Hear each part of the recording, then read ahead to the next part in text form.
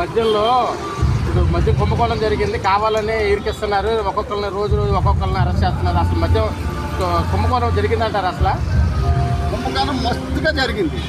100 రూపాయలు ఉండేది 250 చేశాడు. అంటే 250 అంటే 150 రూపాయలు ఎవరి జోబులోకి వెళ్ళింది? అది మళ్ళీ మంచి మందు కాదు, అది కిడ్నీలు పోయే మందు. ఎంతమంది కిడ్నీలు పోయినాయి, ఎంతమంది చచ్చారు, ఎంతమంది పాలు దిగిపోయినాయి లేడీస్వి. నువ్వు చేసిన తక్కువ చేసావా? నీకు తెలియదు, చేసినోడు తెలియదు. దొంగ చేసినోడు దొంగ తెలియకపోతే ఎలాగా? డ్రామా చేస్తాడు, డ్రామా అలవాటు. జగన్మోహన్ రెడ్డికి డ్రామా చేయడం ఎలాగో తెలుసు, కానీ ఒకసారి నమ్మారు, ఆ డ్రామాని నమ్మారు. ఈసారి డ్రామా నమ్మరు.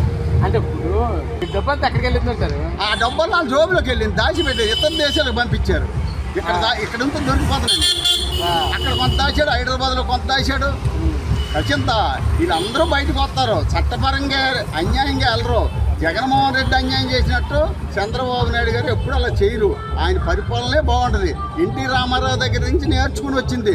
నందమూరి కుటుంబం పెట్టుకుంటుందో తెలుసు, నారావారి కుటుంబం పెట్టుకుంటే రాష్ట్ర ప్రజలకు తెలుసు.